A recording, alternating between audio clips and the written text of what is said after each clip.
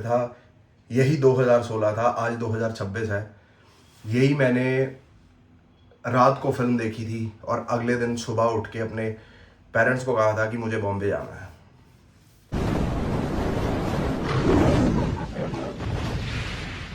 ਪਿੱਛੇ ਪਿੱਛੇ ਤੁਰਦੀ ਆ ਫੇਮ ਅੱਜ ਕੱਲ ਆਉਂਦਾ ਏ ਸਟਾਰਾਂ ਵਿੱਚ ਨੇਮ ਅੱਜ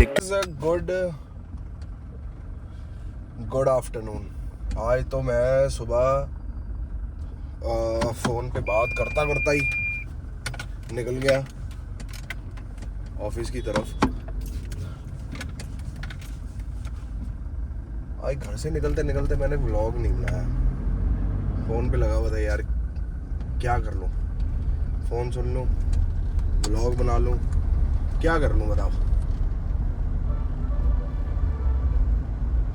अभी ना एक पॉडकास्ट सुन रहा था मैं, क्या नाम था उनका, ढोलकिया जी, क्या क्या सानवी ढोलक, पता नहीं कुछ ऐसे करके, जिन्होंने अपने एम्प्लॉय को 500 कारें गिफ्ट करी थी। मतलब गिफ्ट एज इन की, मतलब उन्होंने को वहाँ पे अपनी फैक्ट्री में कोई सिस्टम नंग जा ते को सिस्टम रखा था, तो उन्होंने 500 कारें करी थी, वो सिस्टम दी थी। ते भाई उनका सुन रहा था, कह रहे द सीक्रेट मैंने 2002 में, पता नहीं 2003 में या 4 में 17 बार देखी भी और पढ़ी भी। द सीक्रेट तो पता नहीं आपको पता होगा कि नहीं पता होगा। जब मैंने भी अपने मॉडलिंग करियर के बाद जब निकला था, तो भगवान बन के एक लड़का हैदराबाद का मेरी लाइफ में आया था, जिसका नाम है आशीष भाई, जो हैदराबाद में अभी भी रहता है। भाई उसने मुझे बताया था द सीक्रेट के बारे में, और द सीक्रेट मूवी देखने के बाद भाई मेरी तो लाइफ चेंज हो गई पूरी पूरी। मतलब बिल्कुल अलाइनमेंट हो गई। मतलब उसके 5 सक्सेस के 5 पिलर्स होते हैं। देखो, I am the best, I can do it, ठीक है। फिर today is my new day, I am the best, and God is always with me. मैंने तो मतलब बिल्कुल इसको कह लो चूस लिया था तब 2016 एंड में, 17 शुरुआत में। मतलब मैंने ये मूवी देखी थी और इसकी किताब भी पढ़ी थी। भाई रियल चीज़ है वो द सीक्रेट। मतलब काफ़ी अच्छा लगा ये देख के, क्योंकि मैंने भी, क्योंकि अपने पास मोटिवेशन तो तब होती नहीं थी बॉम्बे में कोई, सिर्फ द सीक्रेट ही मोटिवेशन होती थी भाई। The secret is the only motivation. तो फिर अच्छा लगता है इतने अच्छे अच्छे बिजनेसमैनों की पॉडकास्ट देख के और उनसे अच्छी अच्छी सीख लेके, तो अच्छा लगता है कि जीवन में यार कहीं ना कहीं ग्रो तो हो। एंड अभी मैं कुछ 5-6 महीने से मैं कोई पॉडकास्ट वगैरह नहीं देख रहा किसी भी बिजनेसमैन का या किसी भी ग्रोइंग बंदे का, क्योंकि मन नहीं कर रहा था देखने का, तो इसलिए नहीं देख रहा। तो आज पॉडकास्ट ये पहला देखना शुरू करा है, और मेरी कोशिश होती है कि दिन में एक पॉडकास्ट मैं देखूं। और आप सबको भी मैं यही चीज़ कहना चाहता हूं कि आप लोग जिस जिस फील्ड के भी हैं, चाहे आपकी कोई भी फील्ड हो, आप उस फील्ड के रिलेटेड एक पॉडकास्ट तो ज़रूर देखें भाई। मतलब कहने का मतलब ये है कि अगर मैं कर सकता हूँ तो आप भी कर सकते हैं, अगर आप कर सकते हैं तो मैं भी कर सकता हूँ। समझ रहे हो, इतना सिंपल है सारा सिस्टम। तो यही सीन है गाइस। बाकी चलो, घर पे चल रहा हूँ, फिर मिलता हूँ। कादली मारी जा रहे हो, हॉर्न पे आजानी की गड्डी निकल रही है, पूरी सड़क जाम करने लगे हुए हैं। दसो,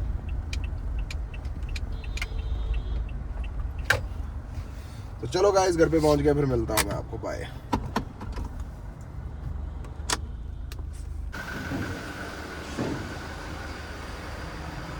good morning guys, good morning.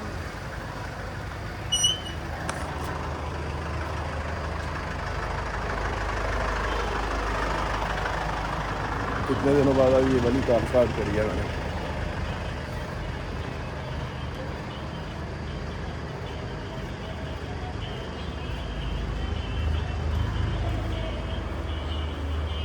कैसन बा गुड बिडिड्डी, गुड बिडिड्डी, कैसन बा गुड बिडिड्डी। श्यामा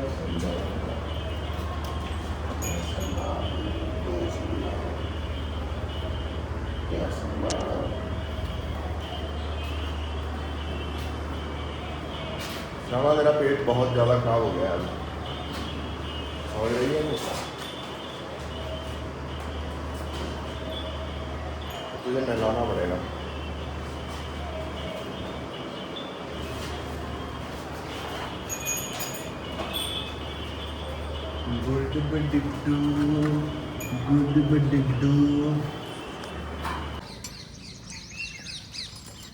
ये दिल आशिकाना, ये दिल। इस पे जा रहा हूँ गाइस। पता है आज सुबह का थॉट क्या आया मेरे दिमाग में, मैं बताता हूँ भाई। F1 का कौन कौन लवर है? F1 का जो फॉर्मूला 1 चलती है गेम, अपनी गेम नहीं सीरीज। यार मुझे चांस क्यों नहीं मिला यार? अब तक तो मैं बहुत बेस्ट ड्राइवर बन चुका होता है यार। इस उम्र में भी कर सकते हैं क्या ये बताओ मुझे? अपने को सिर्फ और सिर्फ साल चाहिए प्रैक्टिस करने के लिए, वो कार चलाने के लिए। पता क्यों? उसका इंजन समझने के लिए, गियर बॉक्स समझने के लिए, और उसके वो जो टर्न्स हैं वो समझने के लिए। वो तो आधा गड्डी जाओगी मैं 300 होते। समझ रहे हो? चलो गाइस चलिए जरा, जब कीड़ी लड़ने लग गई है गाइस, कीड़ी चंगा। So hello guys, good good good morning. कैसे हैं आप सब लोग?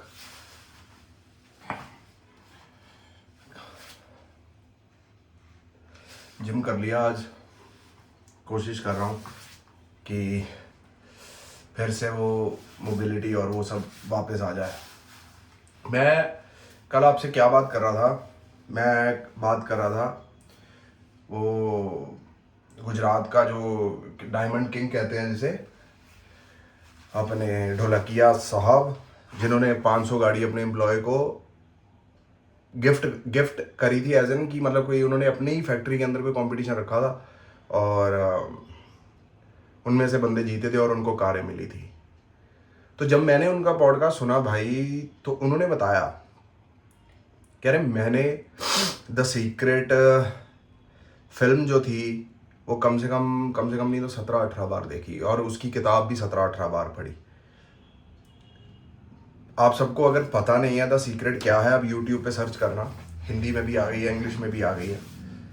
आप अगर अपने जीवन में आपको समझ नहीं आ रहा कि आप किस राह पे जा रहे हैं और आप जो करना चाह रहे हैं वो हो क्यों नहीं रहा, तो वो मूवी में आपको सारा पता चलेगा। और जो बंदे पढ़ने के शौकीन हैं तो वो पढ़ लें, आपको समझ में आ जाएगा। क्योंकि मेरे साथ तो भाई कह लो भी, जैसे ये 2026 चल रहा है, 2016 में मैंने बताया था कल आपको कि मुझे भी हैदराबाद वाले भाई ने बताई थी वो बुक और वो मूवी। भाई यही कमरा था, यही बेड था, रात के समय मुझे किसी ने बताया और आई वॉज सो डेविस्टेटेड। क्योंकि 2016 में मिस्टर इंडिया करा और ये मॉडलिंग का थोड़ा सिस्टम थोड़ा और हिसाब का है। Modelling is not for the straight guys. तो ये सब छोड़ के मुझे समझ ना आए मैं करूं क्या,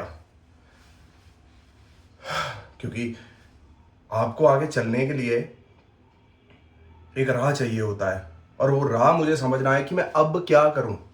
जब मैं ये सारा कुछ कराया, मिस्टर इंडिया में मेरी टॉप 3 टॉप 4 आ गई। फिर उसके बाद डिज़ाइनर रोहित कामरा के लिए वॉक करा, क्योंकि टॉप 3 बंदे उन्होंने अपने डिज़ाइनर शो में वॉक करवाने थे। भाई यही बेड था, यही 2016 था, आज 2026 है। यही मैंने रात को फिल्म देखी थी और अगले दिन सुबह उठ के अपने पेरेंट्स को कहा था कि मुझे बॉम्बे जाना है। बस उसी फिल्म की मोटिवेशन, उसी सीक्रेट की मोटिवेशन लेके मैं चला था। और मैंने इस फिल्म में एक चीज़ और कहते हैं कि आप जब रात को चलते हो, तो रात को जब आपकी कार चलती है तो आपकी जो हेडलाइट है वो कहाँ तक दिखाती होगी? 100 मीटर तक, 200 मीटर तक। आप उस 200 मीटर के सहारे कितना लंबा लंबा रास्ता तय कर लेते हैं। इसी तरह जीवन है। जब आप कहीं जाना चाहते हो, कहीं पहुंचना चाहते हो, तो बस सिर्फ 100 मीटर 200 मीटर की लाइट तक देखें, ये मत देखें कि वहाँ होगा क्या, मैं किस तरह पहुँचूँगा, क्या होगा। वो आप सब, आपका सोचने का वो विषय है ही नहीं। आपको ये सोचना है कि मुझे वहाँ तक पहुँचना है, और आपको वहाँ किसी भी तरीके पहुँच जाना है, और रास्ते अपने आप बनते चले जाएंगे। मेरे साथ भी यही होता था। जब मैं 2017 में जब गया था मैं, तो भाई ऐसे ही सुबह 10 बजे बैग डाल के चला जाता था। मुझे कुछ नहीं पता था प्रोडक्शन हाउस क्या होते हैं, किस तरह होते हैं। सिर्फ और सिर्फ यशराज का पता था। क्यों? क्योंकि वो अजीब हसन हॉल में अपना नीचे एक्टर्स प्रिपेयर हुआ करता था, और उसके ऊपर ही उसका कास्टिंग ऑफिस हुआ करता था। तो सिर्फ और सिर्फ उसी के बारे में पता था मुझे। एंड भाई चलता गया, डोर टू डोर लोगों से पूछता पूछता पहुंचा। लाइट दिखानी शुरू कर दी भगवान ने। चला, लाइट दिखती गई, चला, लाइट दिखती गई। ये मैं अपनी एग्जांपल बता रहा हूँ इसलिए, ताकि आप लोग भी मोटिवेट हो सकें, और जो कुछ आप जीवन में करना चाहते हैं, क्या पता मेरी बातें आपके दिल में घर कर जाएं और आप भी एक अपना जीवन में स्टेप ले लें। मतलब कहने का मतलब ये। फिर उसके बाद एक मुझे बुजुर्ग अंकल मिले। मतलब भगवान की इतनी कृपा कह लो, यूनिवर्स की इतनी कृपा कह लो, मेरे को बुजुर्ग अंकल मिले। बुजुर्ग अंकल ने मुझसे पूछा कि यार तू एक्टर लगता है। मैं कहा जी मैं तो अभी आया हूँ, मुझे तो कुछ पता ही नहीं है यहाँ क्या होता है, क्या सिस्टम है। कह रहे तुझे प्रोडक्शन हाउसेस के बारे में नहीं पता? वो वाले प्रोडक्शन हाउस के बारे में नहीं पता? वो वाला था स्वास्तिक प्रोडक्शन, जो कि कौन सा नाका है वो, मैं भूल गया उस रोड का नाम। अमोली नाका के पास स्वास्थ्य प्रोडक्शन था। फिर उसके बाद मुझे भाई वो बुजुर्ग बंदा हाथ पकड़ पकड़ के कम से कम 4 से 5 प्रोडक्शन हाउस में लेके गया। 2 में मेरे ऑडिशन भी हुए। और जब मैं ऑडिशन, मुझे एक्टिंग वैक्टिंग कुछ नहीं आती थी, बस मुझे देखना था कि होता क्या है। उस बंदे ने मेरी स्क्रिप्ट पकड़ के बताना, ये तू ऐसे एक्ट करना, ये तू ऐसे एक्ट करना, ऐसे एक्ट करना। भाई जब 4 से 5 प्रोडक्शन हाउसेज में मुझे घुमा दिया और आगे से आगे लिंक बनते गए, भाई उस बंदे ने मुझे वहीं छोड़ा किसी बस स्टैंड पे। वो भाई हम पैदल ही घूम रहे थे, कोई कन्वींस नहीं, कोई कुछ नहीं, भाई पैदल ही घूम रहे थे। पैदल घूमते बोला कि चलो मेरा जाने का समय हो गया है, अब तुम्हें पता चल गया है सारा, और अब तुम कर लोगे। भाई वो बस आई है, बस पे वो बंदा चढ़ा है। मैंने आज तक वो बंदा नहीं देखा। इस बात को 10 साल हो गए हैं।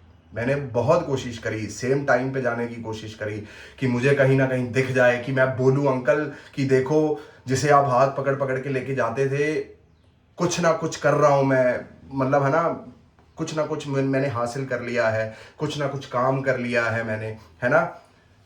तो आपके जीवन में होते हैं ऐसे लोग। और सबसे पहला जो श्रेय मेरे जीवन में जाता है वो हैदराबाद वाला भाई आशीष, कि जिसने मुझे इंट्रोड्यूस करा द सीक्रेट फिल्म के साथ। आप समझ रहे हो?